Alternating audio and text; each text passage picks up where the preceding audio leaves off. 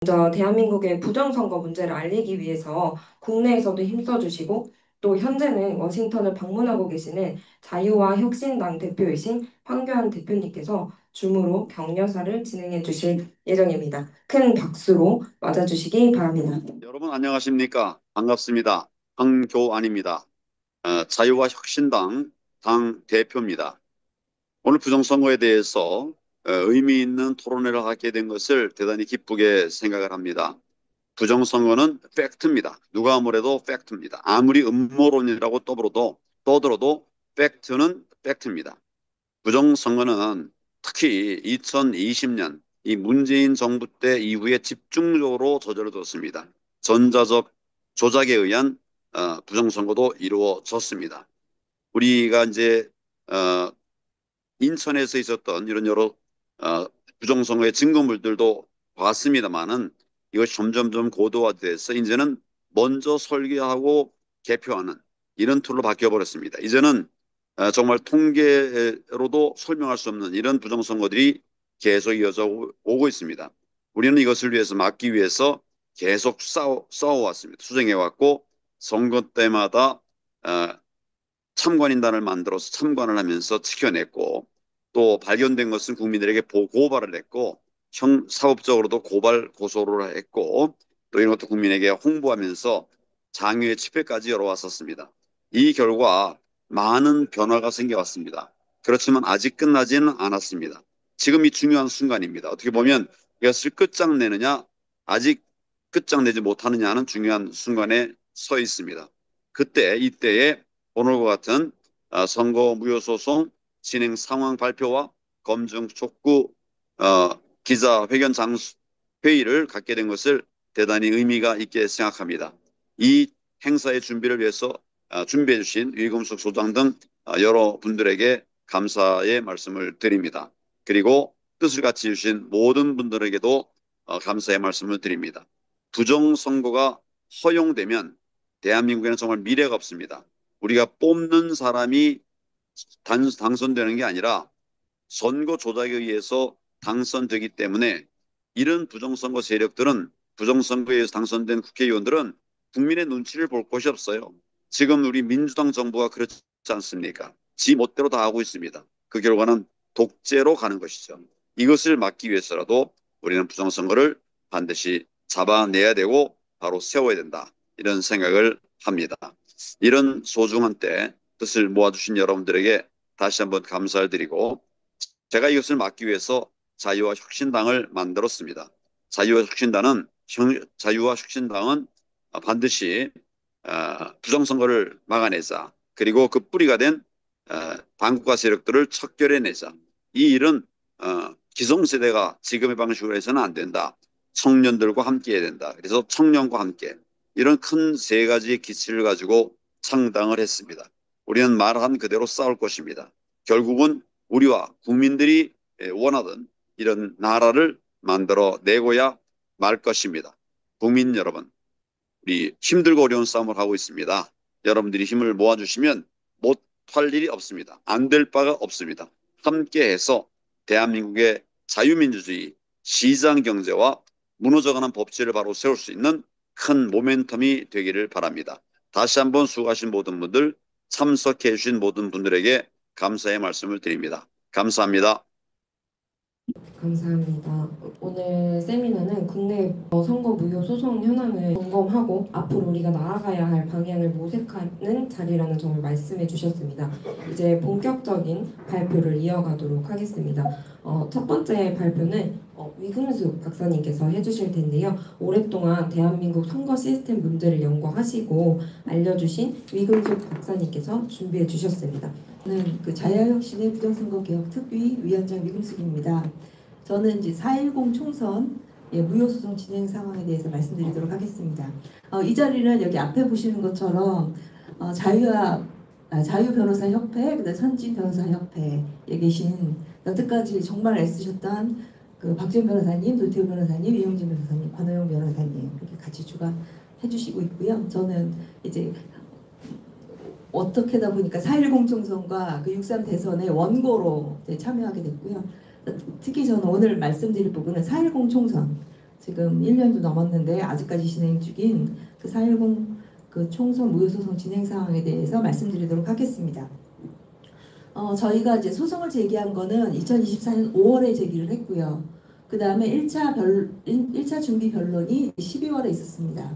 그 다음에 2차 준비 변론 이때 3월 18일 날 이때 막 그 탄핵이 되고 막 이러면서 아니죠. 계엄령이 되고 그 다음에 나라가 좀 바뀔 것 같고 이러니까 이제 대법관들이 그래서 그랬는지 이제 선관위는 가급적으로 정보를 공개해라 이런 이제 얘기를 한 날이 바로 3월 18일입니다.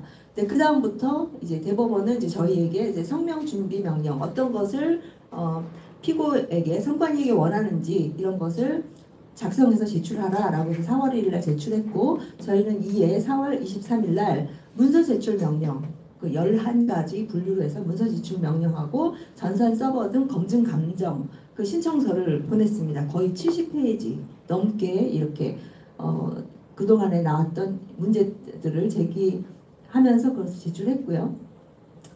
이제 다음에 이제 피고는 저희가 제출을 하고 있는 그 4월 23일 날 제출했는데 5월 1일 날 6.3 대선이 있으니까 이거 7월 11일까지 연기하겠다 이렇게 얘기를 하고 다시 7월 11일 날은 이제 답변 지원이 있으니까 7월 18일 날 까지 제출하겠다 이렇게 됐습니다. 그래서 7월 18일 날 저희가 이걸 받아서 이제 반박 서면을 2차례에 걸쳐서 제출을 했습니다.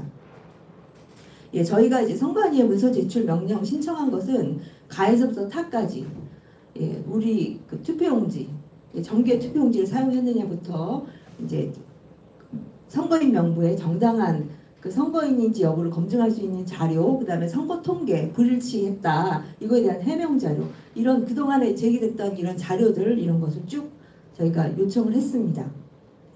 그 다음에 전산 서버하고 전산 서버는 이런 자료들이 정말 기존에 있는 전산 서버에서 추출된 건지 조작된 건지를 확인하기 위해서 검증하고 감증할 수 있는 그런 걸 신청을 했습니다. 자, 우선 선관위 전산 자료, 그 다음 우정사업본부에 대한 전산 자료 이것뿐만 아니라 투개표 장비 검증하는 것, 그 다음에 어떻게 전산 서버를 디지털 포렌식 감정할 것인지에 대한 방법을 줬고요. 추가적으로는 이제 선거인 집을 방문을 해서 선거인 명부에 있는 사람들을 진짜 사전 투표했는지 당일 투표했는지 그 선거인 명부에 있는 사람 명부를 가지고 선거인 집을 방문을 해서 검증할 수 있는 방법을 하자. 그 다음에 실물 투표지도 우리가 그람수를 잰다든가 그 다음에 그 배율의 그 루페라고 하는데 돋보기를 통해서 확인하고 뭐 이런 부분들까지 쭉 작성해서 제출했습니다. 이에 이제부터 제가 말씀드릴 것은 7월 18일 날 선관위가 이제 답을 해준 겁니다. 잘 아시겠지만 저는 4.10 총선 때 전체를 한 게 아니라요. 저는 가가호 공명선거대항당의 비례대표 1번으로 이제 후보로 갔고 그 다음에 제가 있는 지역이 중구 성동 을 지역이거든요. 그래서 그 지역에 대해서만 우선 먼저 하자. 왜 그랬냐면 전체를 한꺼번에 다 하면은 우리도 부담이 되고 하니까 대법관은 어떻게 얘기했냐면 우선적으로 한 군데를 하고 여기서 문제가 나오면 그 다음에 이제 더 다른 것도 하자 이렇게 돼서 우선 한 것을 한 것이 서울 중구 성동 을입니다. 그래서 이 답변은 서울 중구 선관위가 저한테 답변을 한 겁니다. 그러니까 저희 그 원고 측이죠. 예.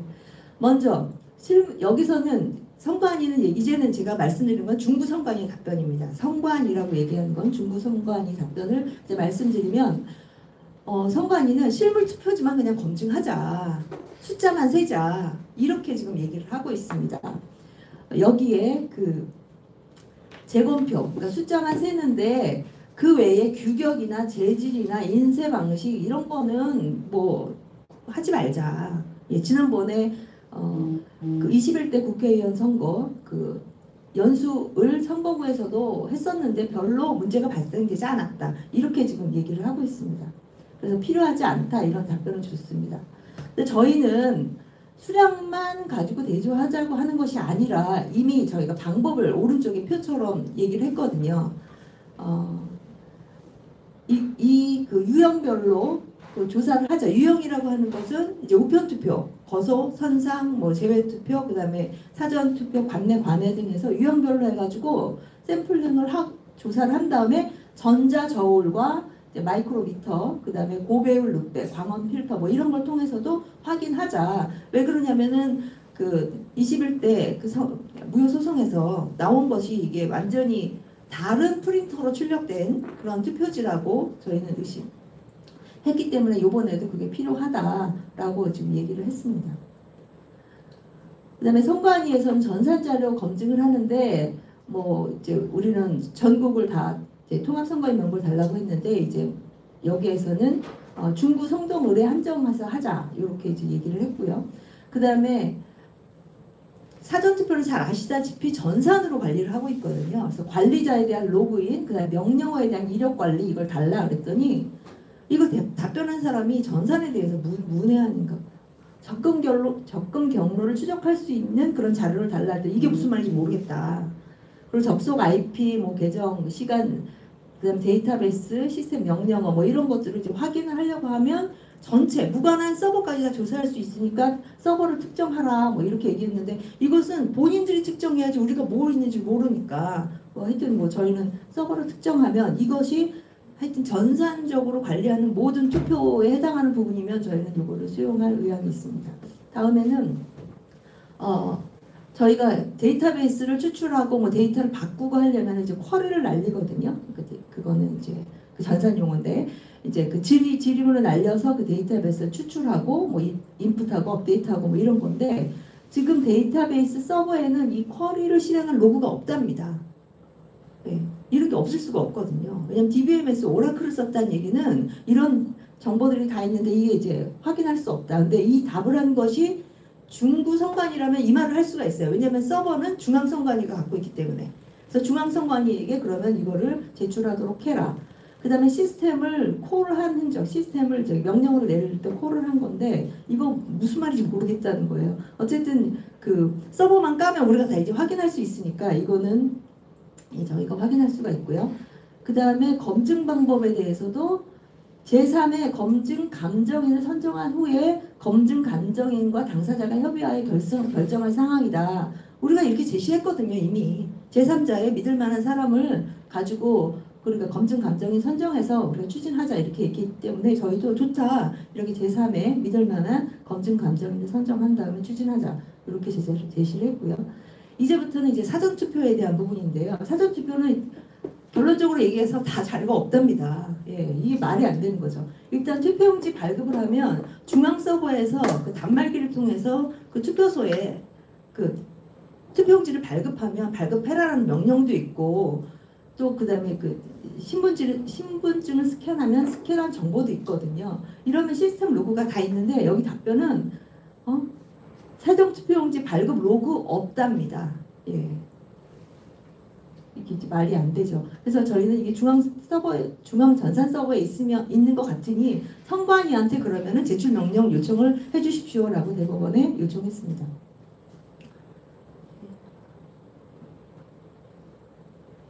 다음에는 투표 진행 상황표에 투표자 수가 이제 그 투표한 후에 개표 후에 이게 바뀌었잖아요. 투표가 끝나고 나서 투표자 수가 있는데 이것을 개표 후에 그냥 임의적으로 바꿔버렸거든요. 그럼 바꿨는데 누가 바뀌었는지 변경한 이력을 제출해라. 예, 그랬더니 변경한 이력 없대요. 예, 이력 별로 그러니까 다 없다는 겁니다. 예. 그리고 여기서는 얘기를 하는 게 우리는 투표소별로 데이터를 줘라 그랬더니 투표소별로가 아니라 시군구별로 주겠다 이거거든요. 이게 시군구는 뭐냐면 중구 성동구에는 하나의 선거구지만 동이 19개예요. 19개를 줘야 19개에 맞는 선거인 수하고 투표자 수가 맞는지 이걸 조사하지 뭉치면 그건 검증이 안 되는 거거든요. 이렇게 선관위는 뭉쳐서 검증할 수 없도록 이렇게 하고 있습니다. 어떻게 보면은 저는 이 부분은 발뺌을 하는 게 아니라 아예 이렇게 설계됐지 않았을까? 라는 이제 의혹이 있는 거죠. 그러면 그거를 해결하려면 자료를 줘야 되죠. 마찬가지입니다. 우편 투표는 거소투표, 선산투표, 제외투표, 관내 사전투표 이건 우편으로 옵니다. 이 각각의 투표는 선거인 수가 몇 명인지 그 다음에 몇 개의 우편이 도착했는지 이런 게 이제 확인이 돼야 되거든요. 그런데 이거를 각각 투표자 수를 발표 안 합니다. 뭉쳐서 발표합니다. 그것도 우편 투표 접수 수라고 하는 걸로. 그러면서 여기서 얘기는 뭐냐면 이렇게 각각의 분해하는 자료 존재하지 않는다라는 거예요. 어떻게 합은 있는데 각각의 숫자가 없을 수가 있습니까? 각각의 숫자가 있어야지 합을 계산할 수 있죠. 그런데 각각의 숫자 제시하지 않고 합만 주겠다는 거예요. 아까처럼 투표소별로는 못 주겠다. 선거구별로는 주겠다. 이렇게 얘기하는 거랑 똑같습니다.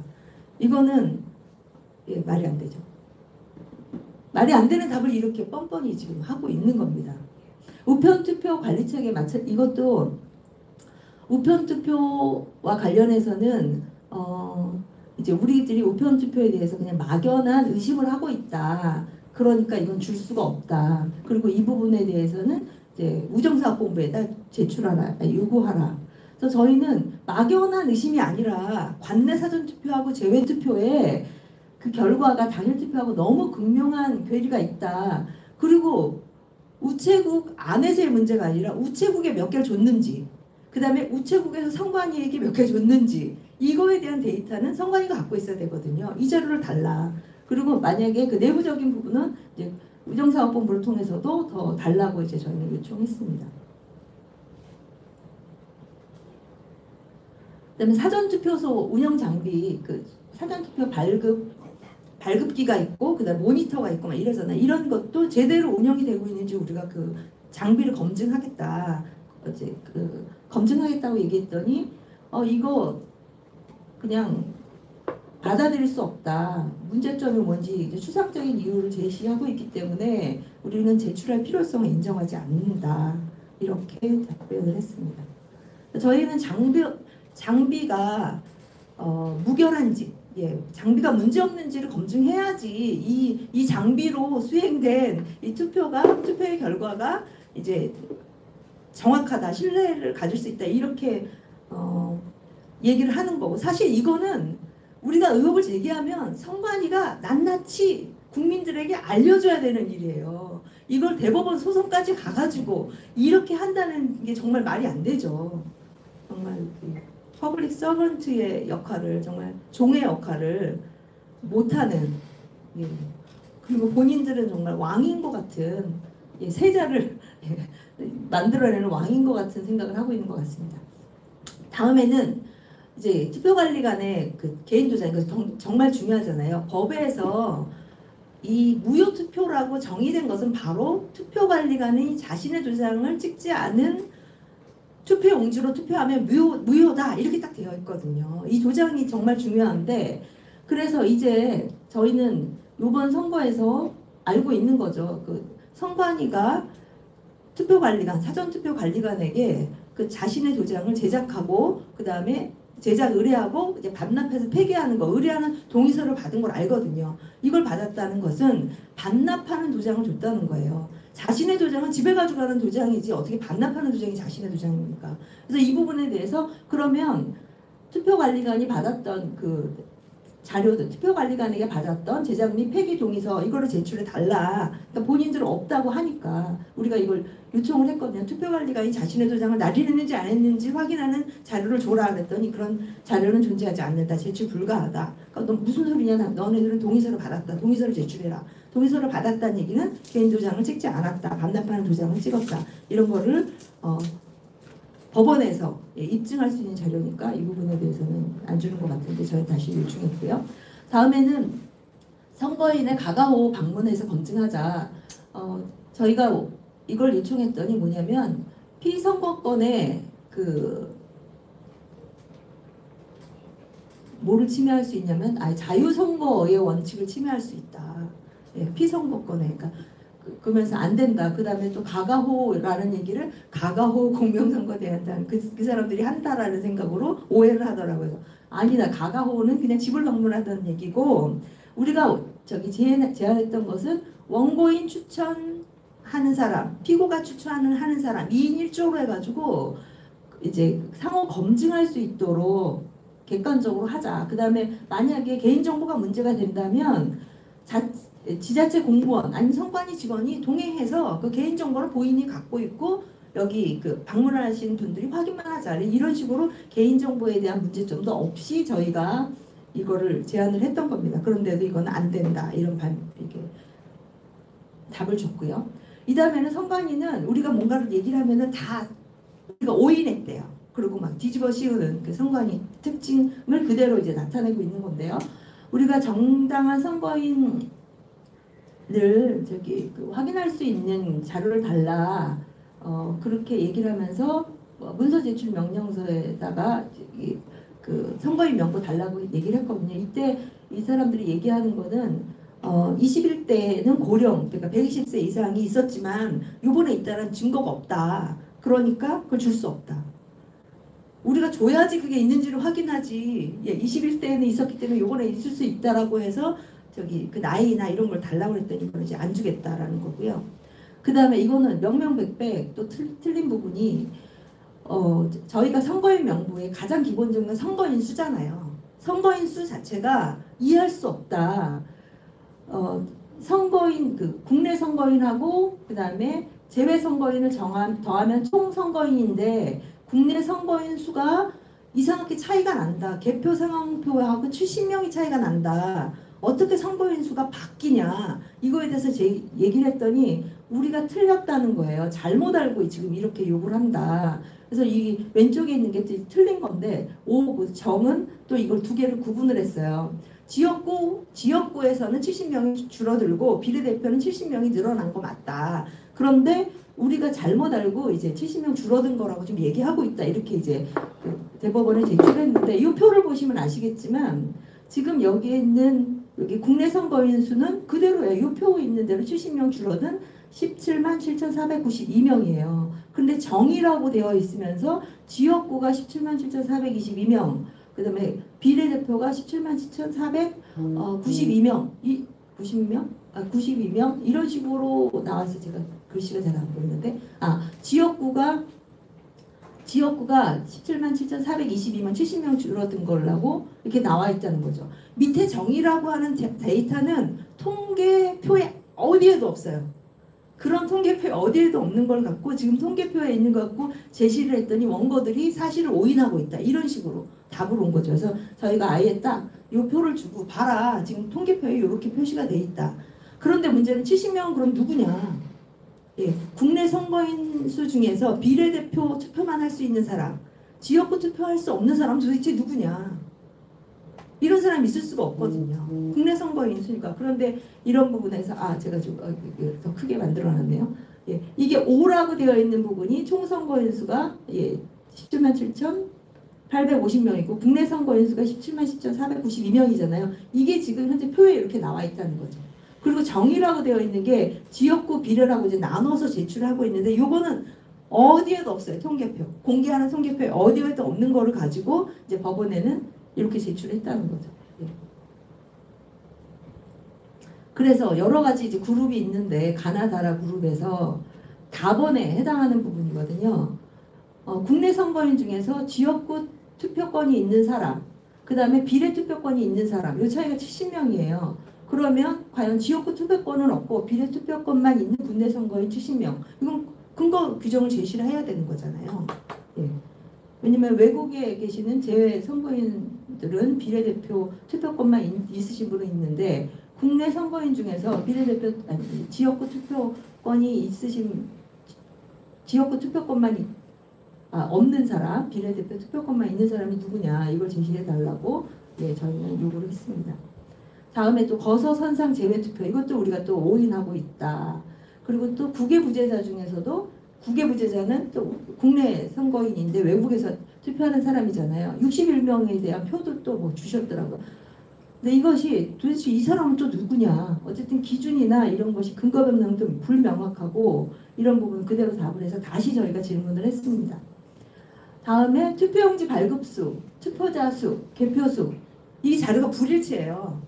투표용지를 발급하면 그 다음에 거기에 그 발급한 투표자 수하고 나중에 개표소에서 나온 투표지수가 일치해야지 되는 거잖아요. 근데 이게 불일치해 세 개가 다.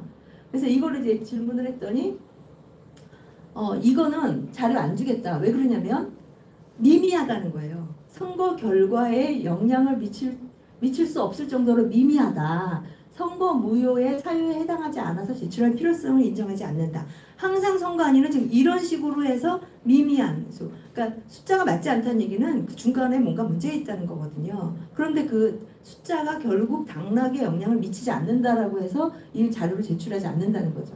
그래서 저희는 무슨 소리냐. 지금 우리가 봤더니 결과에 영향을 미치지 않을 정도의 그 부분이 그렇지 않다. 왜냐하면 당일과 그 사전 투표 간에 25% 이상 차이가 나고 지금 당일이 맞다고 그랬을 때 사전 투표의 부분은 보면 가짜표가 14,000명, 14,000표 이상이라고 우리는 생각한다. 그런데 요번에 선거 결과를 보니까 몇 표 차이로 졌냐? 2천 몇 표 차이로 졌다. 결국 이거를 정확하게 밝히지 않으면 이거는 안 되고, 그 다음에 선거 결과에 굉장히 큰 영향이 있기 때문에 이 각각의 요 발급자 수, 투표자 수, 개표자 수 요거에 대해서 얘기를 하고, 그 다음에 무엇보다도 이렇게 투표용지 발급수, 투표수 간에 불일치한 게 전국에 92%다. 예, 관내 사전 투표 같은 경우에는 같지 않은 게 전국에 254개 선거구 중에서 233곳이다. 92%가 같지 않은, 이건 시스템적으로 문제가 있는 거지. 어떻게 이게 숫자 그 몇 개로만 얘기할 수가 있느냐. 이렇게 저희는 답변을 했습니다. 다음에 이제 개표소에 해당하는 거, 투표지 분류기 관련한 거. 여기서는 수개표는 비례대표 국회의원 선거 투표지만 했다는 거죠. 네.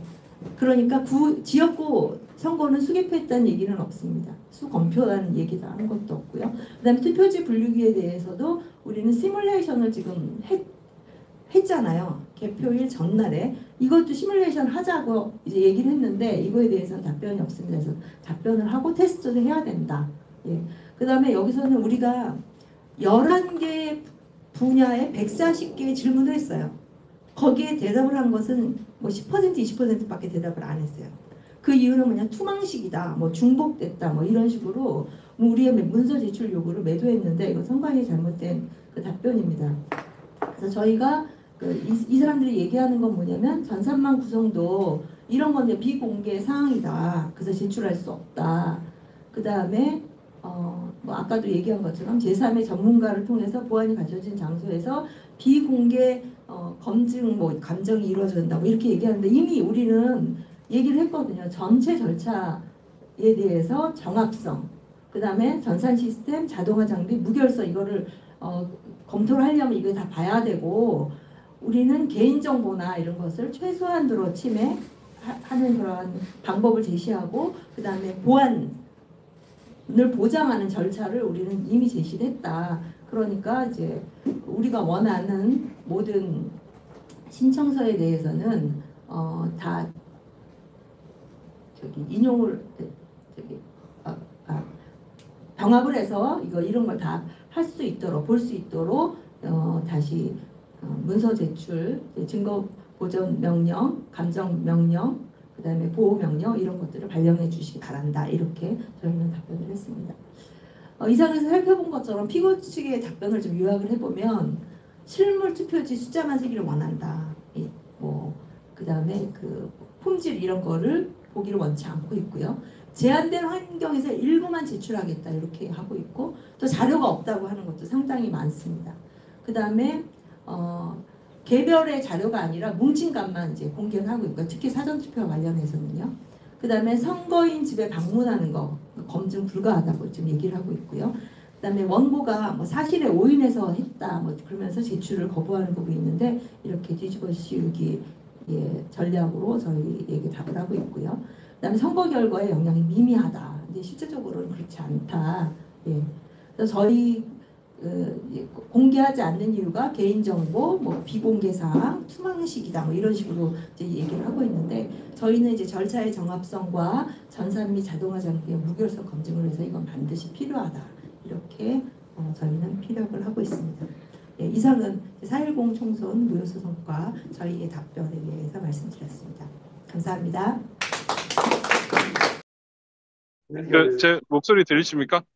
잠시만요. 제가 지금 로만 해야 되나요? 계속 아니면 일정이 생겨가지고 지금 워싱턴인데 지금 뭐 오늘 뭐 한국인들도 많이 만났는데 또 되게 여러 가지 정보를 주는 사람들을 만났습니다. 그래가지고 이제 어제도 그렇고 뭐 좀 되게 의미 있는 얘기를 많이 나눴는데 좀 컨피덴셜한 부분이 있어가지고 지금 뭐 말씀드리기가 좀 어려운 부분들이 있습니다. 근데 오늘 대략적으로 들은 부분은 그 미국의 부정선거의 그 수사 정도는 상당 부분 진행이 됐다.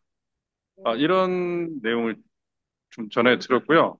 그래서 거의 뭐 발표 시기만 앞장서고 있다라고 들었습니다. 그리고 그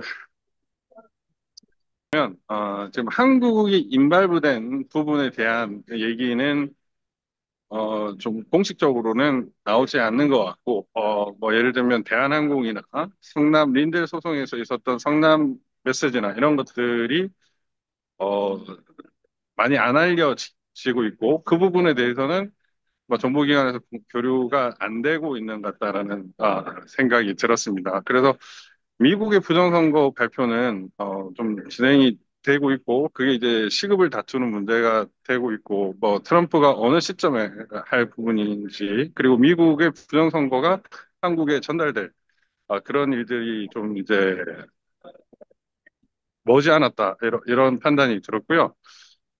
한국의 부정선거와 관련된 부분도 그 이재명이 페이크 프레지던트라는 이런 부분에 대해서는 어, 일부 어느 정도 사람들이 알고 있는 것 같습니다. 알고 있는 것 같고, 뭐, 여러분들도 아시다시피, 우리 한국의 부정선거를 살펴보고 왔던 존 밀스 대령이 뭐, 미 국무부에 들어가 있죠. 근데 국무부가 공식적으로는 어떤 발표를 하기가 어려운 우리 한국상의 외교부에 해당하기 때문에 그런 것들이 좀 어렵지만, 어, 지금 뭐 한국에 관해서도 여러 가지 논의가 있는 것 같고 그 부정선거에 대해서도 좀 살펴보고 있는 것 같습니다. 그렇지만은 한국의 부정선거를 공식적으로 다루지는 좀 어려울 것이 아닌가 지금 현재 상태로는 그런 판단이 들었습니다. 그런 판단이 들었고 한국의 부정선거가 그 트럼프 대통령이 공식적으로 언급하는 것은 지금 현재로서는 조금 좀 시간을 두고 봐야 된다라는 생각이 들었습니다. 왜냐하면 트럼프 대통령이 여러분들도 아시다시피 사업가적 기질이 강하고 일단은 그 3,500억 불에 대한 부분, 협상 부분이 지금 미국에서는 좀 가장 기급한 문제이기 때문에 이재명의 레짐을 페이크로 보고 체인지를 해야 한다는 것에 대해서는 아직까지 큰 공감대는 얻지 않는 것으로 지금 개인적으로는 살펴봤습니다. 그렇지만 다양한 이런 그 정보가 칼라 샌드를 비롯해서 뭐 존 밀스 대령을 비롯해서 많은 사람들 등을 통해 가지고 전달이 되고 있기 때문에 또 그러한 어떤 우려는 또 달라질 수 있고요. 그리고 3,500억 불이 이행될 것인가에 대한 회의적인 부분, 우리 한국적으로도 그렇고 미국적으로도 그렇고 이런 부분도 있는 것 같습니다. 그래서 트럼프 대통령이 이재명이 관세 협상을 타기했을 때 과연 그 넥스트 스테이지가 어떻게 되느냐 이거는 또 다른 문제인 것 같습니다. 관세 폭탄을 내린다는 뭐 그런 전망도 있지만 그 외에 레짐 체인지를 할지 부정선거 문제를 꺼낼지 이런 부분이 있습니다. 그리고 이제 좀 안타까운 소식도 있는데, 이거는 뭐 트럼프 대통령의 생각은 아니지만, 일단 베네수엘라에 대한 법관, 선관위 직원들에 대한 제재가, 개인적으로는 트럼프 일기 때 좀 아쉬웠던 부분이다라고 이런 판단이 있었던 것 같습니다. 그래서 직접적인 제재가 있으려면은, 결국에는 그 FBI나 DNI의 부정선거와 관련된 부분, 지금 스마트 매틱스와 도미니온 시스템이 상당 부분 많이 밝혀졌고, 그와 관련된 여러 상황들을 추적 중으로 보이는데, 그러한 것들이, 이제 코리아가 인발부 돼 있느냐, 안 되느냐, 이 부분이 밝혀지고, 그에 따라서 이제 직접적인 제재 부분이 결정될 수 있을 것 같다라는, 얘기를 전해 들었습니다. 막 우리가 원하는 것처럼 아주 낙관적인 시나리오만은 있는 것은 아니지만 또 그렇다고 회의적이고 비관적인 시나리오만 있는 것도 아닌 것 같습니다. 어쨌든 여러 그 소식들이 있고 심지어 조금 전에 제가 저 발표 시기를 늦췄던 이유가 여러 정보를 들었는데 그 정보를 듣는 과정에서 생각보다 한국의 부정선거에 대해서 구체적으로 아는 이스라엘 사람이었습니다. 그래서 저는 그런 부분을 보고 되게 놀랐고 어, 한국의 부정선거 수사가 바로 진행될 수 있도록 했으면 좋겠다는 생각이 들었습니다.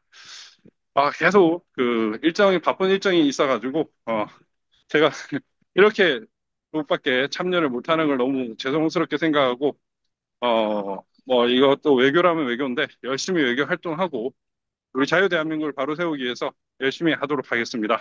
아무튼 여러분 파이팅 하시고 그 한국에 계신 변호사님들도 파이팅입니다. 감사합니다. 예, 또 뵙겠습니다.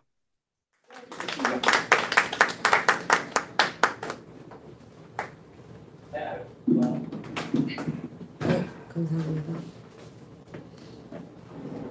그러면 다시 도태우 변호사님께서 이어서 발표해 주시도록 하겠습니다.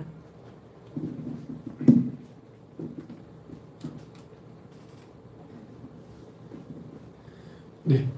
뭐 문명이 많이 발전해가지고 미국에 계신 우리 박재현 변호사님 실시간으로 이렇게 연결해서 우리 세미나를 진행했습니다. 자, 네. 우리 미국의 이 화려한 모습과는 달리 이제 제가 그 다음 이어받게 돼서 조금 못합니다. 그런데 이제 우리 소송 진행 상황을 살펴보면요, 우리 6.3 대선에서 20일 후에 우리는 소장을 접수했습니다. 빨리 접수했죠, 그죠? 네. 그 소장 분량도 명단까지 포함하면 800페이지예요.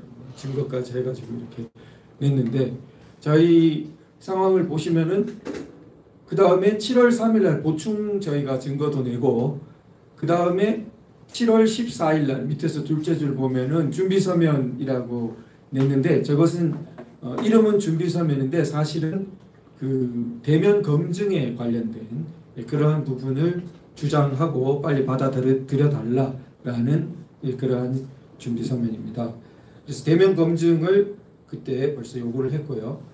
그런데 선관위 쪽에 피고 쪽에서 움직인 것은 처음이 8월 14일이에요. 그러니까 8월 23일 되면은 2달 되어 가는데 2달 거의 다 되어서야 답변서를 하나 냈다는 거죠. 근데 이따가 보여드리겠습니다만 저 답변서는 한 장짜리 답변서예요. 그래가지고 추후 자세한 이유를 말씀드리겠습니다. 이렇게 한 장짜리를 내는데 왜 2달이나 걸려요? 한 장짜리를 내려면은 일주일 만에 내도 되잖아요. 심지어 저 한 장은 변호사도 선임하기 전에 그냥 선관위원장 명의로 내고 있습니다. 그러면은 2달 동안 뭐 한 거예요? 그래서 지연을 하고 있다고밖에 볼 수가 없겠죠, 합리적으로. 그 다음에 8월 22일에야 이제 변호사를 선임한 것입니다. 역시 마찬가지로 2달 동안 뭐 하다가 변호사를 지금 선임해가지고 위임장을 내냐 말이죠. 선관위가 돈이 없습니까? 몰디브도 가는데. 그래서 이게 8월 25일 날 이제 유명한 우리 우정사업본부의 사실조회 여러 가지 자료를 내도록 해달라. 그 다음에 문서제출 명령 신청으로 이 특기사항 이따가 자세히 보시겠습니다만 선거하다가 이상하게 있는 거 적은 거 그걸 내달라. 또 그 다음에 여러 가지 선거의 명부를 내달라. 이렇게 신청하고 있지만 전혀 법원이 움직이지 않고 있습니다. 법원이 움직이면 어떻게 하냐면 일단 사실조회 촉탁 경우에는 우정사업본부에다가 보내야 됩니다. 이제 빨리 보내도 우정사업본부는 안 해줍니다. 우리 4.15 때 보면은 법원이 한 번 더 독촉을 해도 뻗땡기고 끝까지 안 했습니다. 그런 우정사업본부인데 지금 뭐예요? 보내지도 않았잖아요. 지금 이제 3달이 되어 가는데. 그러니까 대법원에 인력이 없나 보죠. 그죠? 증언돼야 되겠습니다. 그죠? 그런데 증언은 반대거든요. 그러니까 이런 양상이 좀 많은 우리 영어를 하시는 분들을 통해서 국제사회에 알려져야 되지 않을까. 이것은 굉장히 객관적인 뭐 누구도 이게 공식 기록에 지금 제가 딴 거거든요. 법원 전자소송 공식 기록에. 그러니까 그 시간의 흐름이란 이런 부분은 너무 객관적인 거니까 이상하다. 한국이 이상하다 이거. 이런 부분이 미국 같으면 어땠습니까? 결론이 이상했더라도 지난 그 1기 트럼프 대통령 마치고 바이든 들어설 때 부정선거 논란이 있을 때 미국 법원 움직임이 어땠습니까? 빨랐죠. 예, 결론을 바르게 내긴 한 데가 그 여럿 있었어도 움직이는 것 자체는 굉장히 빨랐습니다. 예, 그런 부분이 상당히 대조적이라고 생각이 되고요. 그 다음에 이것은 이제 증거보전 신청, 우리 본소송과 맞물려 있는 증거보전 신청의 진행 상황입니다. 그러면은 3일 뒤에 증거보전 신청서를 냈습니다. 빨리 냈죠, 그죠? 6.3 대선에서 23일 만에 증거보전 신청을 낸 것입니다. 그런데 역시 어땠습니까? 2달이 다 되어서야 소송 위임 이제 변호사 선임하고 저 답변서도 지금 뒤에 보시겠습니다만 한 장짜리. 그러니까 2페이지군요. 뒤에 이제 간격을 넓게 해가지고 이것은 2페이지가 됐는데요. 그래 뒤에 추후 답변 드리겠습니다. 이렇게 됐단 말이죠. 자, 그러면은 우리가 이제 하나씩 조금 더 그 내용을 보도록 하겠습니다. 우리가 소장을 냈습니다. 그 몇백 페이지 되는 소장 속에 그 10대 요구사항도 있고 많은 이런 문제점을 지적한 것도 있고 이런 의혹점들 증거에 해당되는 것들 냈습니다. 그러면 그 중에 10대 요구사항, 해명 요구사항 중에 하나만 우선 말씀을 드리죠. 이것은 CCTV로 찍혀 있고 자기들도 부인을 하지 못하는데 아무도 들어가서는 안 되는 관내, 관외가 아니란 말이죠. 관내 사전투표함 보관 장소에 명백히 숫자가 늘어나 버렸죠. 그러니까 함 하나가 늘어나 버렸다 이거죠. 관내인데. 그러니까 이것을 이제 무슨 궤변을 하려고 지금까지 이제 답변을 하지 않고 버티는지 모르겠지만 결국은 석 달이 다 되어 가는데 아무런 답변을 듣지 못하고 있다는 거죠. 이것에 대해서. 자, 이런 식으로 그러면 우리가 의혹을 제기하려면 수백 개가 수천 개가 됩니다. 그럼 어떻게 합니까? 궤변을 하기 쉬운 한두 개를 골라냅니다. 좀 선심 써서 10개. 그러면은 궤변하기 쉬운 거 한두 개 혹은 10개를 딱 해놓고는 어떻게 합니까? 의혹이 다 해명됐다고 합니다. 이게 이제 우리가 5년 동안 보아오다 보니까 행동 패턴을 알지 않습니까? 그게 이제 행동 패턴이에요. 그러면 이런 것을 우리가 물고 늘어지지 않으면은 답변하기 곤란한 것은 이제 일종의 투명 인간처럼 없던 것으로 계속 이렇게 묻지도 않았던 것으로 그런 식의 패턴을 보입니다. 자, 그런데 그 다음에 이제 그 우리 대면 검증 신청과 관련해서 자, 대면 검증 그 방법에 대해서 보면은 우리가 어디를 먼저 해야 된다고 미리 지정하면 안 됩니다. 그럼 대비가 될 수 있으니까. 그러면 이제 광역 단체별로 한두 곳 이렇게 동단위 서울 같으면 424개 동 중에 한두 개. 그러면 각 동은 약 수천 명, 작은 곳은 천 몇백 명, 큰 곳은 뭐 4천 명도 가고 이렇게 됩니다.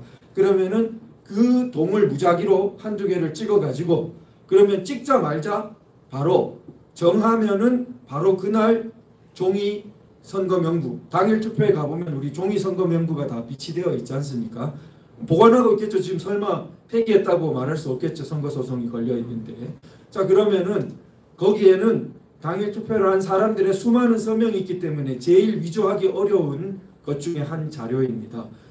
그래서 그 종이 선거인 명부를 찍자 말자 이제 그날 가져와라 이렇게 돼야 되겠죠. 그러면 그 종이 선거인 명부를 들고 이제 검증하러 가야 되는 그것이 이제 대면 검증입니다. 우리가 대만식 선거제도에서 특징이 뭡니까? 이렇게 유럽 선진국도 그렇고 디지털을 못해서가 아니라 세계 최고의 IT 국가나 기술을 자랑하지만 선거는 오프라인적으로 오히려 굉장히 부족 투표하듯이 원시적으로 하는 것이 가장 투명하다. 그렇다면 검증도 우리가 어떻게 해야 됩니까? 우리가 IT 기술이 모자라서가 아니라 제일 위조하기 어려운 가장 어떻게 보면은 원초적인 찾아가서 직접 종이로 써져 있는 사전 투표했다. 그럼 그렇게 되어 있습니다. 종이 그 선거인 명부에. 그럼 그 사람을 찾아갑니다. 그래서 사전투표? 아니 그냥 그렇게 물으면 안 되고 투표했습니까? 이렇게 물어야 되겠죠. 전수를 가서 뭔가 예측할 수 있는 걸 주면 안 되죠. 여지를. 그래서 어떤 나쁜 마음을 먹은 사람이 있다 하더라도 내가 어떻게 대답해야 되나 이거를 미리 예단할 수 없도록 해야 되죠. 그래서 투표했습니까? 그래서 우리는 가장 이제 문제가 되는 것이 뭡니까? 사전투표 수가 부풀려졌다라는 의혹을 갖고 있습니다. 내용이 바뀌었다. A를 찍었는데 B로 찍은 것으로 됐다. 이게 이제 두 번째고, 첫 번째는 원초적으로 수를 부풀려서, 그러면 그 부풀린 수는 전부 뭡니까? 하나의 위조의 도구죠. 위조를 할 수 있는, 자기 마음대로 할 수 있는 가장 큰 영역이기 때문에 그 부분이 특히 관내 사전투표에 집중적으로, 관외는 검증하기가 더 어렵습니다. 그래서 관내 다음에 관외로 가야 돼요. 왜냐하면 전국에 흩어져 있어요. 관내는 그 지역에 모여 있기 때문에 검증이 상대적으로 용이하다. 그죠? 그래서 그러면은 자, 이 부분이 가장 이제 많은 분들 노력 속에서 조금 어느 정도 합의가 이루어져 가는 게 가장 위조하기 어렵다. 그러면은 가장 위조하기 어려운 것을 요구하면 이들의 행동 패턴을 우리가 어떻게 예측할 수 있습니까? 가장 무시하고 가장 들어주지 않는다. 이게 이제 우리의 예측할 수 있는 패턴입니다. 그리고 이제 일종의 궤변을 하는데 아까 보신 것처럼 뭐 비밀투표 원칙에 위배된다. 선거 자유의 원칙에 위배된다. 그런데 비밀투표 원칙에 위배되고 이래 물어보는 게 잘못일 것 같으면은 출구조사는 왜 합니까? 그래서 출구조사하는 사람 얼굴도 이렇게 막 찍혀있고 그러던데, 자 그러면은 그 다음에 선거 자유의 원칙에 위배되고 뭐 막 그러는데, 만약에 어떤 사람이 난 답변하기가 싫다 그러면은 답변을 강제할 방법이 있습니까? 그건 없습니다. 강제로 어떻게 답변하게 합니까? 그래서 우리가 조사하는 항목에 답변 거부 이런 항목이 있는 것입니다. 그러면은 답변 거부한 사람은 답변 거부한 대로 기록이 되면 되는 건데 무슨 자유를 침해한다는 겁니까? 답변 거부하기 싫은 사람은 거부하는데, 우리 선거 공정에 대해서 관심이 많은 사람은 거부할 리가 없겠죠. 그러나 지금 이 검증은 우리 국민의 마지막 보루입니다. 그러니까 만약에 여기서 그럴 리가 없다고 생각하지만 과반수 사람들이 막 너무나 많은 사람들이 답변 거부하고 그러면 우리 국민 스스로가 체제를 포기하는 거죠. 그래 될 리가 없다고 생각됩니다. 우리가 그런 캠페인을 해야 될 거고요. 그럼 적극적으로 답변하시라. 그럼 답변하면은 그러면은 그들의 위조가 빠져나갈 수가 없다. 그 모든 부분 대비하려면 어떻게 해야 됩니까?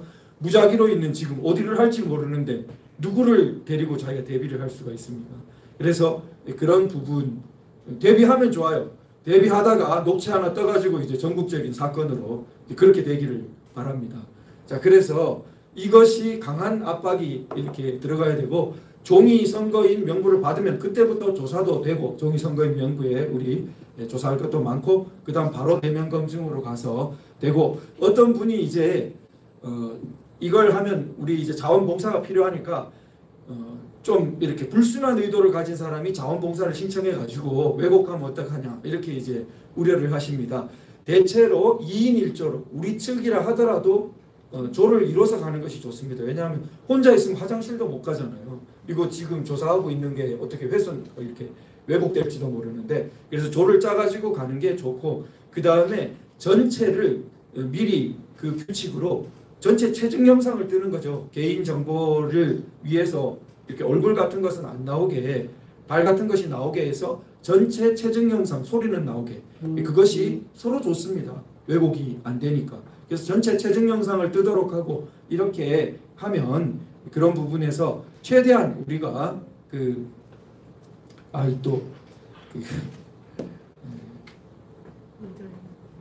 전원이 제가 감시를 잘 해야겠네요. 갑자기 또 나가서 또 이렇게. 자, 그래서 전수조사를 이렇게 한다는 것이 우리의 그 강한 요구입니다. 자, 우리 한 장짜리. 좀 부끄러워요. 무려 위원장 이름으로 이 2달 만에 한 장짜리 답변서가 이렇게 나온 것입니다. 참 부끄러운 일이고요, 국제적으로.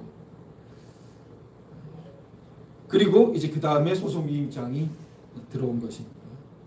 두 달 걸릴 일이 아니죠. 근데 두 달 만에야 이렇게 변호사를 선임했다고 그러는 거죠. 자, 저희들이 신청한 이 문서 제출 명령 신청인데요. 자, 투표소에 투표록이 있고 개표소에는 개표록이 있습니다. 그리고 이게 종이로 되어 있습니다. 그래서 없을 수가 없고 지금 선거소송상 규칙상 보관되고 있다고 생각됩니다. 우리가 부방대원들을 포함해서 많은 시민분들께서 참관인으로 활동하시면서 이상한 사항들을 투표록, 개표록에 기록하도록 많이 교육받고 남겼습니다. 그럼 전국적으로 이러한 투표록, 개표록은 공식 문서니까 우리가 그것을 모아서 전체적으로 정리도 하고 하면 좋은데, 이런 것을 이제 신청하면은 어떻게 하죠? 이제 질질 끄는 거죠. 당장 이게 들어왔으면은 선관위에 문서 제출 명령을 내려가지고, 보통 같으면은 법원이 이제 내리는 겁니다. 당사자한테 문서 제출하라 하면은 선관위가 이제 압박을 받는 건데, 법원이 내리지도 않고 있는 거예요. 지금 문서 제출 명령을. 그런 것이고요. 그 다음에 이것은 이제 유권자 명부, 선거인 명부 이런 것도 지금 더 뭔가 장난치기 전에 받아놓자, 이런 문서 제출 명령 부분인데, 개인정보가 문제되면은 일부를 지우면 됩니다. 우리 그런 걸 너무 많이 보지 않습니까? 그래서 개인정보가 특정되지 않도록 일부를 지우고 명부를 제출하면 될 텐데, 우리 늘 강조해야 되지만 연수을 때 4.15 총선 때 어떻게 했습니까? 이름과 주소를 다 지웠어요. 그럼 이름과 주소를 지우면은 명부가 본질상 이름 명자인데 명부가 아니죠. 빵이라고 해놓고 빵을 준 게 아닌 겁니다. 그래서 그걸 거기 뭐가 있더냐? 출생 연도하고 그 사람 사전 투표했다 이게 있어요. 그럼 결과적으로 조사할 수 있는 게 없죠. 그런데 어떻게 조사하면 그 사람 어디 있는 줄 알고? 그러니까 할 수 있는 말이 뭐 조선시대 사람이, 뭐 일제시대 사람이 투표했어요. 그런데 판결문에 뭐라고 썼냐 하면은, 명부를 줬는데도 원고하고 원고 대리인이 조사도 하지 않고 뭐 옛날 사람이 남아 뭐 투표했더라 그것만 이야기하더라. 그래서 무슨 그 판결문만 읽는 사람은 원고하고 원고 대리인이 아주 그냥 게을러 터진 그러고 딴 말하는 사람으로 오인하도록 그렇게 해놨단 말이죠. 그리고 그거는 그냥 행정 부실에 불과하다, 이런 식으로 그런 속임수가 이제는 많은 분들이 스탑 더 스틸 우리 자료도 보시고 그래서 그게 아니다라는 것을 알아가고 있는데, 제가 볼 때 조금 부족합니다. 그죠? 아직도. 그래서 많은 분들이 그냥 막연하게 뭐 좀 부정선거가 있는 것 같아, 그런 게 아니라 대법원이라는 곳이 이름도 주소도 없는 명부를 그 명부라고 하면서 주고는 판결문에다가 명부를 줬는데도 검증도 안 하고 딴소리를 하더라 라고 써놓았다. 그게 2020년 4.15 때부터 지금까지, 그러고 이런 대면 검증을 하도록 해달라고 5년째 헌재를 비롯해서 주장하는데 한 번도 해주지 않는다. 이렇게까지 검증이 안 되고 있는 것은 그게 바로 선거가 제대로 안 됐기 때문에, 부정선거가 있기 때문에, 공정선거가 무너졌기 때문이 아니겠냐라는 것이 정말 모든 국민의 상식이 되어야 되겠다고 생각이 되고, 그러자면 아직 좀 더 많은 우리가 한 분이라도 더 그런 부분을 알려야겠다, 정확하게 알고 그런 부분을 알려야겠다 생각이 듭니다. 우리 증거 보전에도 보면은 이렇게 한 장짜리 2달 다 되어가지고 한 장짜리 답변서를 내고 말았다는 것입니다. 자, 우리가 뒤에 이제 그 요구사항 부분에 있을 텐데, 요구사항 부분에서 보다 구체적으로 한번 요구사항 정리하고 이 순서는 마치도록 하겠습니다. 감사합니다. 6.3 대선 선거 무효 소송 진행 상황에 대해서 또 알려주셔서 너무 감사드리고요. 다음으로 홍용진 변호사님께서 그 세계적 흐름 속에서 부정선거 관련해서 외국 진행 상황을 발표해 주시도록 하겠습니다. 네, 안녕하십니까. 윤용진 변호사 인사드리겠습니다. 오늘 또 개입자분들께서 참석을 해주셔서 감사드리고요.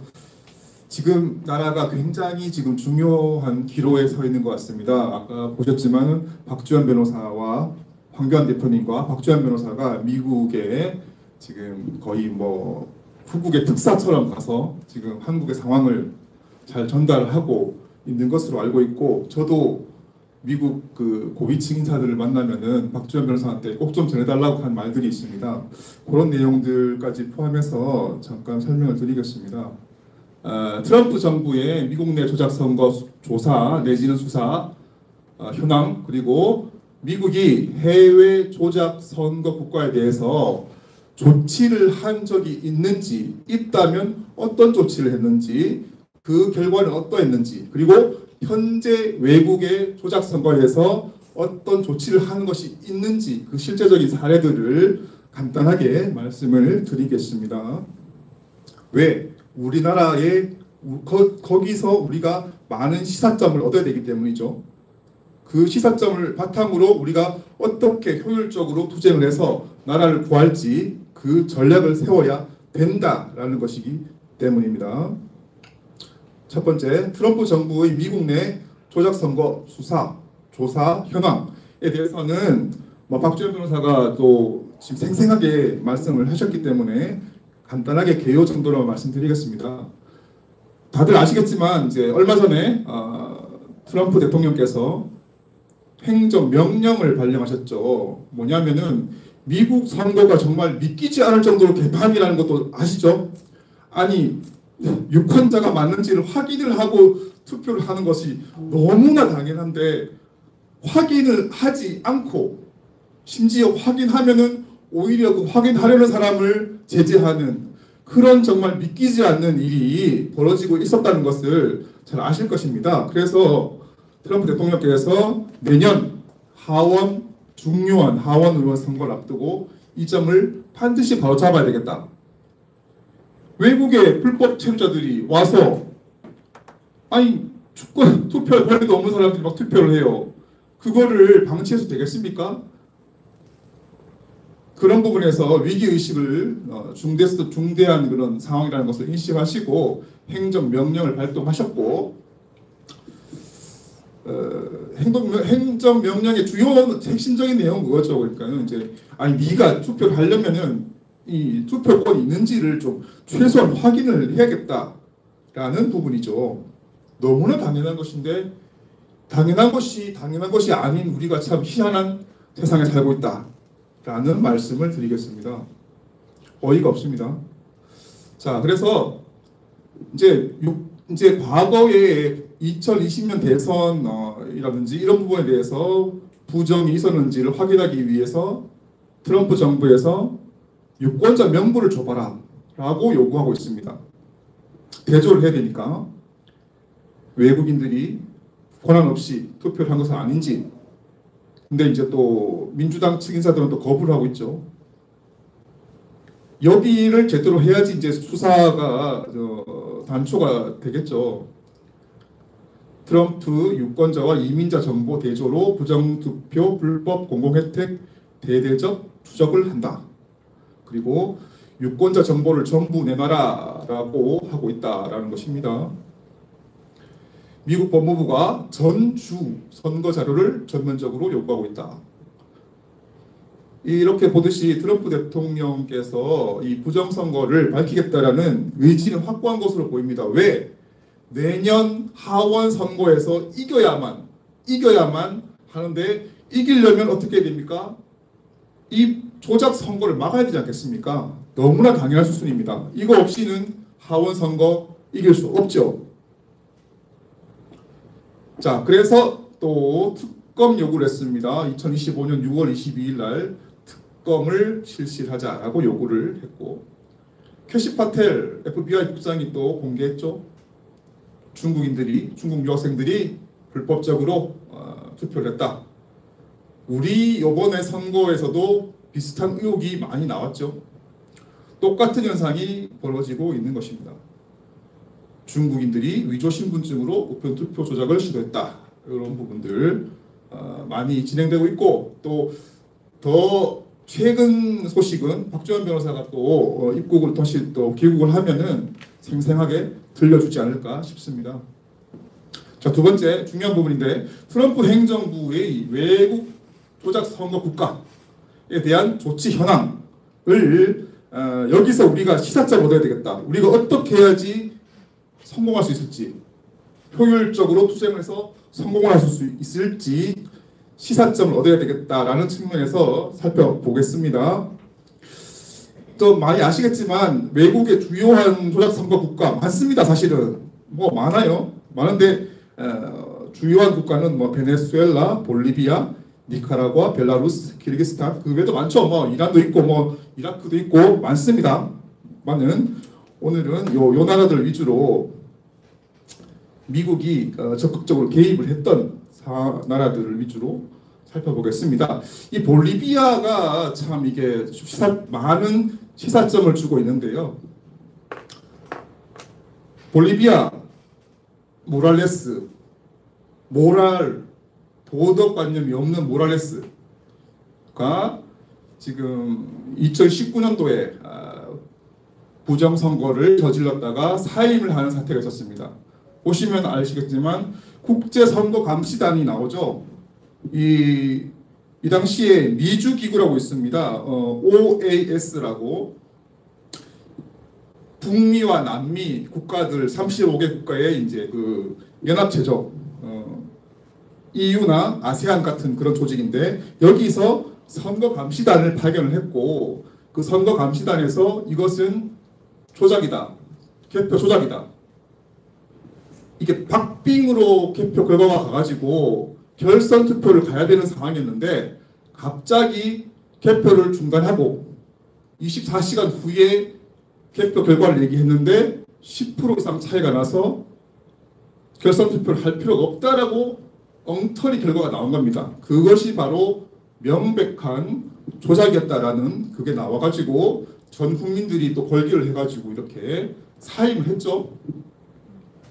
이후에 약간의 그 우여곡절이 있었는데 지금 또 최근 2025년 8월 대선에서 볼리비아 19년 동안 좌파 정부가 집권을 하다가 이번에 1위 후보와 2위 후보가 우파 후보가 이제 1위와 2위를 차지해서 오는 10월 달에 결선 투표를 치른다고 합니다. 그래서 볼리비아 국민들은 지긋지긋한 좌파 독재에서 드디어 벗어나게 되었다라는 것이고 볼리비아 국민들에게 이 자리에서 제가 축하의 말씀을 전하고 싶습니다. 우리도 곧 이 지긋지긋한 좌빨 정부에서 벗어날 수 있을 것이다라는 그런 희망을 본다라는 말씀을 드리고 싶습니다.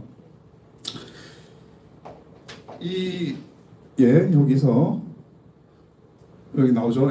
또 같은 내용이고 트럼프 대통령이 당시에 2019년도에 볼리비아 국민들의 박수를 보낸다. 민주주의의 중대한 순간이다라고 했습니다. 국민이 이긴다는 신호를 보내줬다라고 하셨습니다. 이렇듯이 미국은 외국의 부정선거, 조작선거에 대해서 적극적으로 의견을 내고 개입을 하고 해왔다는 것입니다. 세계 경찰인 미국이 당연히 할 수 있고 해야 되는 일이죠. 민주주의 수호를 위해서, 자유주의의 수호를 위해서. 자, 그래서 모랄레스 제거, 미국 다음 목표는 오르테가 니카라과 대통령이다. 이런 기사가 나왔는데 니카라과도 조작 선거에 그런 굉장한 그런 의혹이 큰 나라였다라는 부분이고, 그다음에 벨라루스 관료 8명 제재, 여기도 부정선거, 조작선거죠. 직접적으로 제재를 했다는 것입니다. 미국 내 자산을 동결, 거래 금지. 유럽연합도 그랬다는 것, 유럽연합도 제재를 했다는 것이죠. 그래서 또 이게 또 이제 베네수엘라 굉장히 핫한데 미국에서 2024년도에 하얀 범죄를 받을 테니까 내려와라 했더니 마두로가 싫다 라고 하면서 여전히 버티고 있습니다. 굉장히 찔긴 사람인데, 그러니까 이제 미국에서도 열받아가지고 마약을 문제 삼아서 지금 군대까지 보내고 하고 있죠. 지금 버티고 있지만 뭐 곧 내려오지 않겠나 싶습니다. 이런 사람을 뭐 베네수엘라 국민들이 용납하겠습니까? 미국이 용납하겠습니까? 베네수엘라에 대해서 미국이 임시 과이도를 임시 대통령으로 선언한 적도 있다라는 것이고, 최근에 2025년 2월 달이죠. 마두로 너 부정선거잖아 라고 하면서 석유 협정을 종료 선언하면서 경제적으로 압박을 했습니다. 이제 너가 이제 부정선거로 당선됐는데 내려오지 않으면은 경제적으로 계속 고통을 받을 것이다 라는 그런 압박을 가한 것이죠. 베네수엘라 국민들이 스스로 끌어내리라라는 신호를 준 것입니다. 자, 그리고 제재. 예. 대법원장 직접 제재까지 했죠. 우리나라라고 못할 이유가 없다. 최근 또 브라질에 대해서 또 이런 부정선거가 있었기 때문에 트럼프 대통령이 굉장히 큰 관심을 보이면서 언급을 하고 있죠. 그래서 우리가 요구하는 게, 바라는 게, 아이 브라질에 대해서 해주는 것만큼만 좀 해주라. 그럼 우리가 알아서 할게. 라는 것인데 아직도 조금 시간이 걸리고 있습니다. 왜 이렇게 한국에 대해서는 왜 이렇게 시원하게 말을 못 해주나, 저도 참 답답한 부분이 있었거든요. 아니 관심이 없는 건가? 아니면 모르는 건가? 싶었는데 조금 제가 더 알고 보니 그런 것이 아니라, 존 밀스 대령님이 말했듯이 한국의 조작선거, 부정선거의 배후는 중국도 있지만 미국 민주당도 개입해 있다라고 되어 있지 않습니까? 그러니까 한국의 조작선거를 밝힌다는 것은 바로 미국 민주당의 조작선거, 미국 민주당도 같이 박살나는 문제라는 거죠. 그러니까는 쉽게 말하면 그 오락실 게임을 치면은 마지막 판, 끝판급의 그런 위치에 있는 것이 아닌가. 그래서 이게 쉬운 싸움은 아니다. 그렇지만 이제는 때가 다 됐다라고 저는 판단하고 있고, 트럼프 대통령이 한국에 방문을 하게 되면은 재밌는 일이 벌어질 것이다라고 한 것이 그런 부분 아닐까라고 개인적으로 추측을 하고 있습니다. 아까 박주현 변호사님도 말씀하셨지만은 혹자들 이렇게 여전히 말씀하시는 분들이 계세요. 트럼프 대통령이 비즈니스맨이다 보니까 돈만 어떻게 좀 많이 받아내면 그걸로 오케이 하지 않을까라고 생각하시는 분들이 더 계시는데, 제 생각은 다릅니다. 지금은 선택해야 되는 상황이죠. 지금 한국에 시간이 있습니까? 지금 이재명 정부에 조금만 더 시간을 주면 한국은 중국으로 예속되죠. 중국으로 넘어가죠. 한국이 10위의 경제 대국이고 반도체, 조선, 특히 방산, 그 다음에 세계 6위의 군사력, 그리고 지리적 요충지, 이걸 다 중국한테 넘겨준다고요. 지금 제가 만약 트럼프 대통령을 만난다면은 저는 이렇게 얘기할 것입니다. 몇백조 받고 시간을 더 줘서 한국이 중국에 넘어간다면 비즈니스 측면에서 미국에게 이익입니까? 손실입니까? 정확하게 판단해 주십시오. 더는 시간이 없다. Now or never. 그래서 이런 부분들을 존 밀스 대령님이나 또 모스탄 대사님이나 오드창 같은 분들이 잘 알고 있습니다. 더 이상 시간이 없다는 것을, 여기서 더 시간을 주면은 한국을 중국에 뺏긴다는 것을, 한국이 중국에 넘어가면은 동북아, 동아시아의 패권은 전부 중국에 넘어가고 일본도 위험해지고, 그러면은 미국의 글로벌 패권도 굉장히 흔들릴 것이다. 과연 그것이 미국에게 이익인가? 되돌릴 수 없는 크나큰 손실이 될 것이다. 라는 것을 만일 트럼프 대통령이 잘 아시리라고 생각하지만 아직 잘 모르신다면 우리가 알도록 해주면 되는 것이죠. 지금은 세상이 발전했기 때문에 SNS를 통해서 미국 고위층들한테 우리가 바로 의사를 전할 수 있습니다. 그분들이 또 바로 반응을 주시고요. 그러니까 우리가 그런 부분들을 계속 어필하고 또 우리는 계속 희망을 가지고 국내에서는 또 집회를 계속 해야겠죠. 집회를 하는데 저는 최근에 지금 가장 강조하고 있는 게 이 반중 집회와 반중 행진이 정말 중요한 것 같다. 어떤 면에서 중요하냐? 이 부정선거 문제는 사실 일반 국민들 입장에서는 자기 생계와는 조금 거리가 있는 부분이기 때문에 관심이 없어요. 조금 공부만 조금만 해보면은 이제 이해할 수 있는데 들으려고 하지 않는단 말이죠. 왜? 내가 오늘 먹고 사는 문제와는 크게 상관이 없으니까. 그런데 중국인들이 막 들어와서 일자리를 뺏어 그 다음에 온갖 화교 특혜를 막 받아. 그리고 막 한국인들을 위협을 해서 안전이 위험해져. 이런 부분에 대해서는 자기들 이익에 관련된 거기 때문에 민감하게 반응한단 말이죠. 우리나라 국민들 80%가 반중인 거 아시죠? 전 세계 거의 1위입니다. 1위. 반중으로 잠들어 있는 국민들을 깨우고 이 거리로 나오게 만든 다음에 그 국민들에게 중국이 이렇게 우리나라를 잡아먹으려고 하는데 야, 그 수단이 부정선거, 조작선거야. 이거 한번 들여다봐. 라고 하면은 마음을 열고 봐주지 않겠나 라고 생각을 하고 있고, 그래서 최근에 자유대학이라든지 이런 청년들 위주로 잘하고 있는 반중 행진, 반중 집회를 우리가 많이 도와주고 같이 참여해주고 그렇게 하다 보면은 미국에서 큰 좋은 소식이 들려오지 않을까. 그래서 우리가 우리나라를 구할 수 있지 않을까 그런 생각을 합니다. 예, 이 정도로 하겠습니다. 네, 다음은 또 이제 세미나의 결론이자 또 핵심이라고 할 수 있는 대법원에 대한 요구 사항에 대해서 노태우 변호사님께서 말씀해 주시도록 하겠습니다.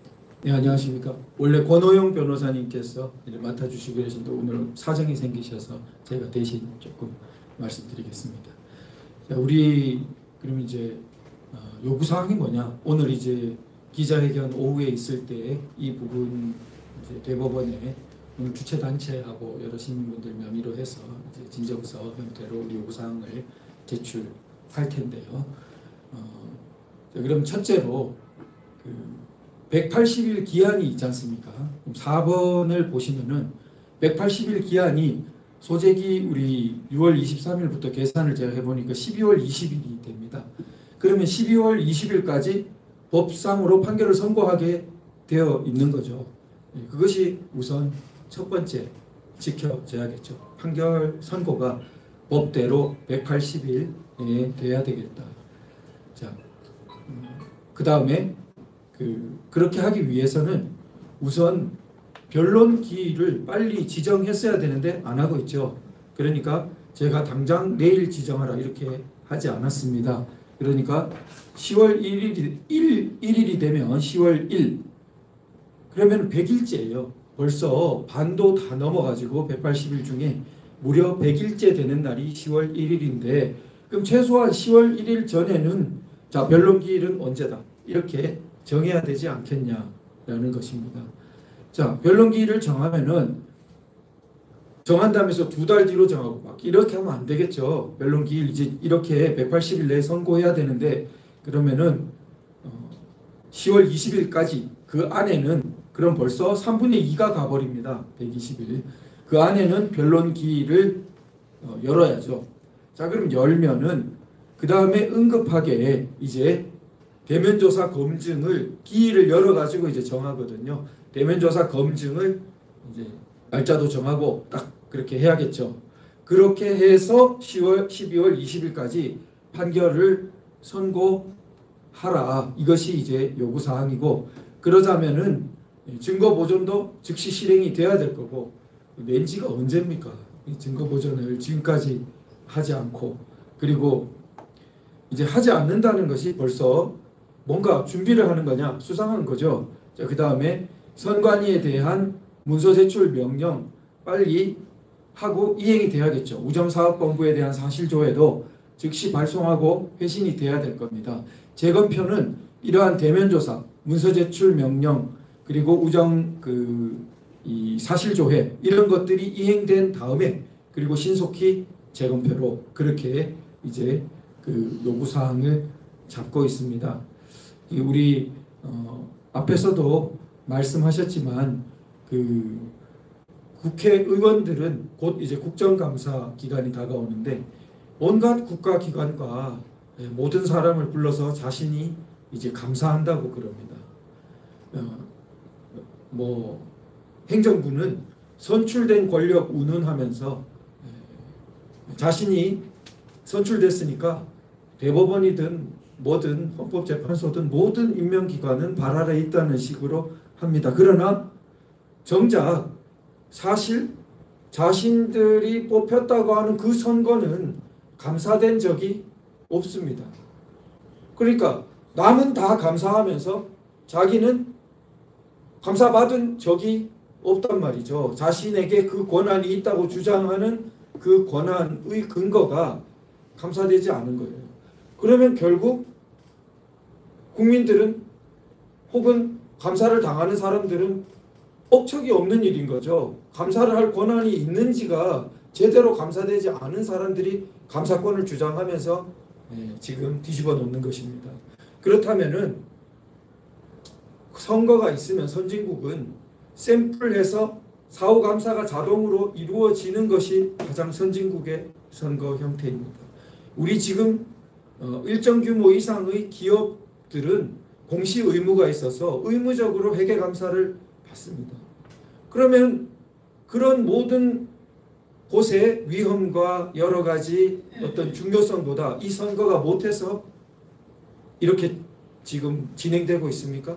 생각해 보면은 이 그 선거 사후 감사가 너무나 중요한데 선거 사후 감사 제도를 대체하고 있는 것이 바로 우리나라에서는 선거 소송입니다. 선거 소송이 아니고서는 어디서 지금 감사를 할 수 있습니까? 선관위는 감사하는 거 없다고 뻗대고 있는 그런 상황이지 않겠습니까? 자, 그렇다면은 감사가 되기 전에는 사실은 선진국 같으면은 스웨덴이나 이런 곳은 그렇게 의무적인 재검표 100% 재검표까지 하는 걸로 알고 있습니다. 그렇게 되기 전에는 무슨 지위입니까? 임시 지위밖에 부여하지 않습니다. 왜냐하면 확정적인 감사를 통해서 통과한 것이 아니기 때문에. 그 지금 임시적인 지위에 있는 사람이 다른 국가기관, 헌법기관들을 다 뒤집어 놓겠다고 하고 있는 겁니다. 정작 자신의 근거가 되는 이 부분의 감사는 하염없이 미뤄지고 있는 거죠. 그런 부분에서 우리 대법원도 정말 대호각성하고 이번에 반드시 이런 부분을 잘 진행해서 우리나라를 좀 같이 살려야 될 것이라고 생각됩니다. 함께 오늘 해주신 귀한 걸음 해주신 모든 분들 감사드립니다. 우리 오후에 뵙도록 하겠습니다. 감사합니다. 질문 안 받아. 질문 혹시 질문 있으시면 네, 혹시 없으시면 네네 그러면 아니, 네네 네. 제가 늦게 와서 죄송한데요. 길을 못 찾았어요. 한 30분을 바로 앞길 했는데 요거를 못 찾고. 아니, 딴 게 아니라요. 저기 그 선거 무효 소송을 지금 두 군데에서 하는 걸로 알고 있거든요. 예, 그 한성천하고 그 김진건 그 대표님 18대 때부터 하는 거. 근데 그거하고 성격이 조금 차이가 있잖아요. 제가 늦게 와서 그거를 지금 구분을 잘 못하는데 그거는 이제 원천무효적인 전자개표기를 쓴다거나 또 이제 어떻게 보면 24년 이상 그렇게 기본적인 그 기준에서 이미 선거 공직선거법을 근원적으로 어기는 거는 선관위잖아요, 그죠? 그런 입장에서 이제 모든 것들을 무효화시키는 그런 거로 진행하고 여기서도 어떻게 보면은 그 답변서를 6.3 선거 무효 소송 할 당시 이제 그렇게 그쪽에서 그쪽대로 진행한 방식에 의해서도 답변서를 달랑 한 장뿐이 못 받았다 이랬거든요. 근데 내가 여기 들어왔을 때도 들어오자마자 이제 그 보여줬던 어떤 그게 일단은 1차적으로 거기 그 선거무효 소송을 제기해서 그 대법원에서 온 답변서가 어떤 거였는지 정확히. 네, 답변 드리겠습니다. 아까 전에 보여드린 것처럼 그 한 장짜리 추후에 자세한 거 말씀하겠다 하는 답변서밖에 내지 않았고요. 그러면은 그 구체적인 뭐 내용 그런 건 아무것도 없나요? 네, 그 자체가 부당한 거죠. 그 다음에 조금 더 먼저 말씀드려야 되는 거는 자 하나의 그 사안을 두고 지금 이제 6.3 대선 선거 무효를 두고 여러 원고들이 우리 지금 원고만 해도 11,004명인가? 그렇죠. 11,000명이 넘는 정말 큰 많은 수의 원고인데요. 이 여러 다수의 원고가 자 6.3 대선 선거 무효를 그 청구 취지로 해서 제기하고 또 다른 뭐 수십 명이나 수백 명의 분들이 모여가지고 6.3 대선 선거 무효라고 하면서 제기하고 이렇게 되는 것이 법 제도상으로는 가능합니다. 그게 법 제도상으로는 대표를 다 모아가지고 어떤 법은 제가 알기로 증권이나 뭐 이런 법은 대표를 모아가지고 하나만 제기하도록 법적으로 제한을 가하고 있는 형식이 있는 곳도 있는데 이건 그렇지가 않습니다.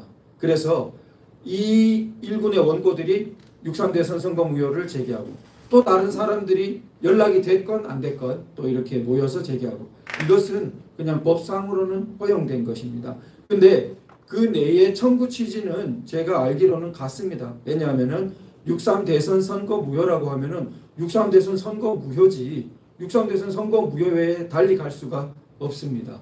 자, 같은 선거 무효 소송 취지일 수밖에 없는 거고요. 원고가 다를 뿐이고 그러나 소장을 구성하는 데 있어 가지고 설명을 하는 데 있어서 설명이 다를 수는 있습니다.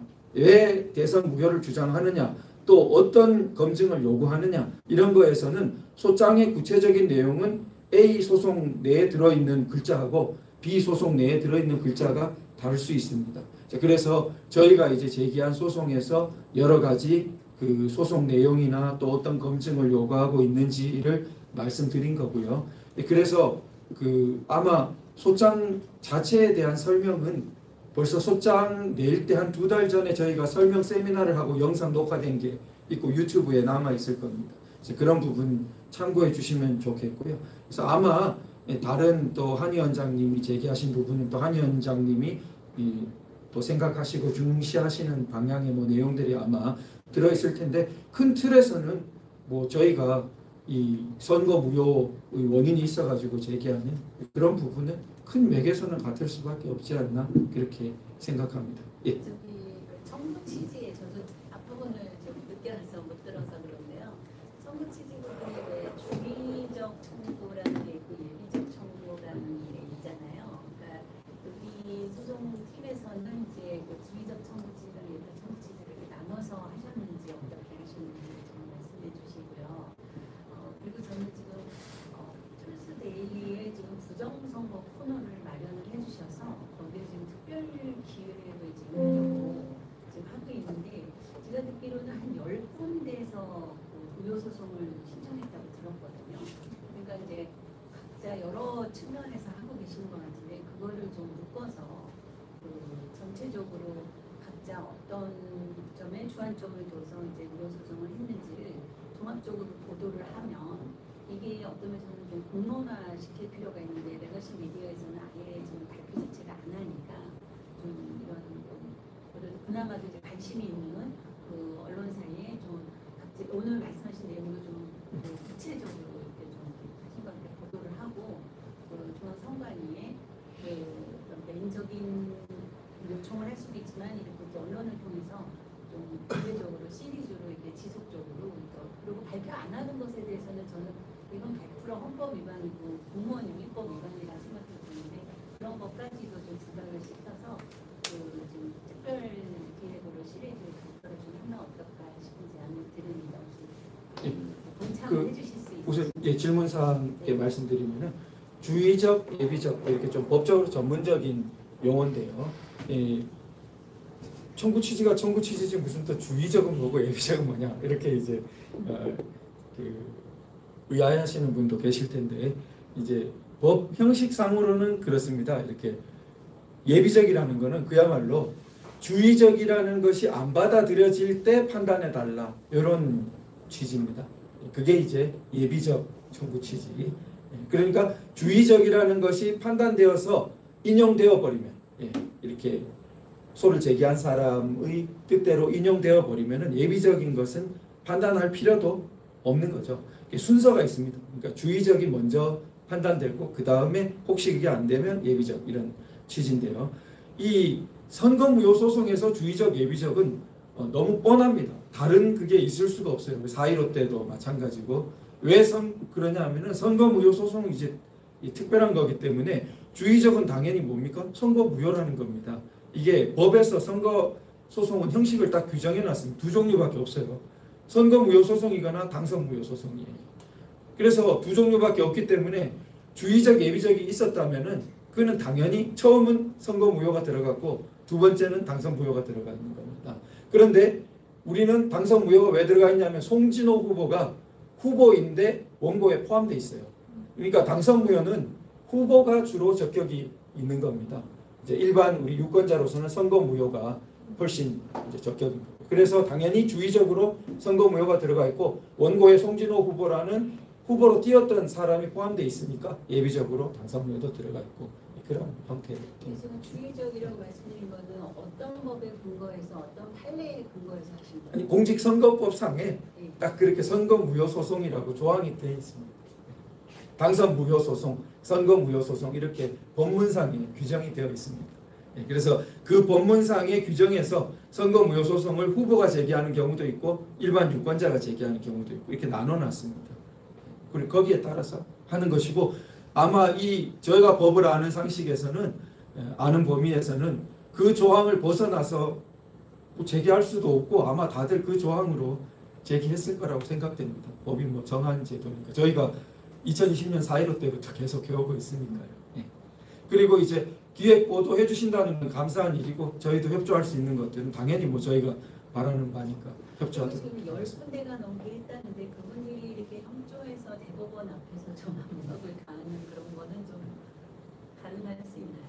지금 뭐 그 선거 소송을 제기한 분들만이 아니라 많은 분들이 이렇게 다방면으로 협조해서 여러 가지 집회도 하고 시위도 하시고 하는 걸 알고 있습니다. 단신제잖아요.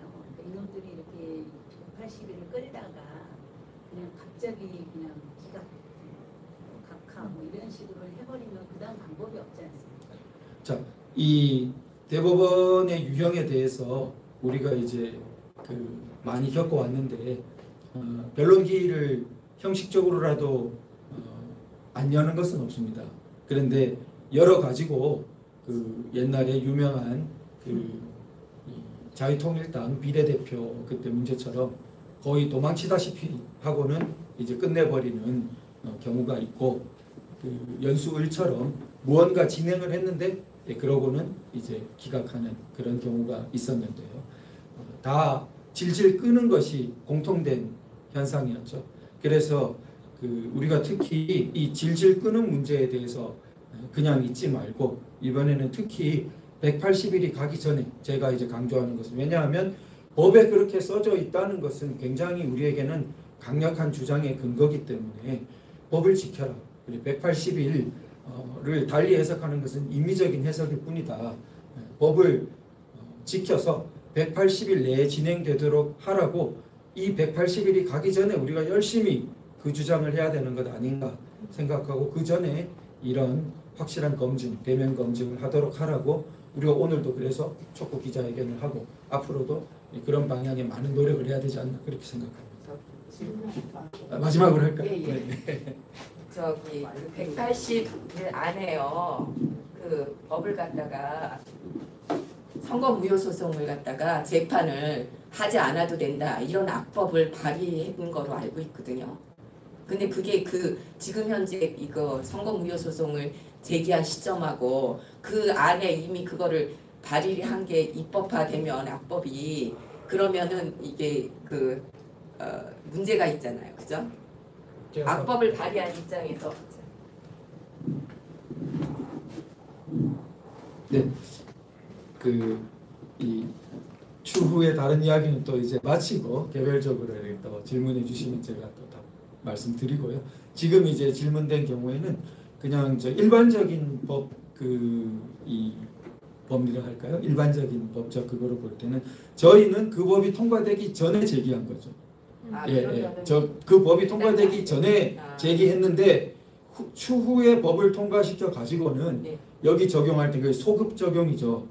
그러면은 소급 적용을 막 규칙으로 해가지고 그건 굉장히 위헌적인 법적이 되는 거죠. 그래서 그런데 워낙 위헌적인 것을 예사로 하니까 뭐 그런 위헌까지 뭐 그렇게 이제 걱정을 하면은 뭐 한량 없이 되는 건데 명백히 부당하죠. 그렇게 생각해 주시면 되겠습니다. 감사합니다.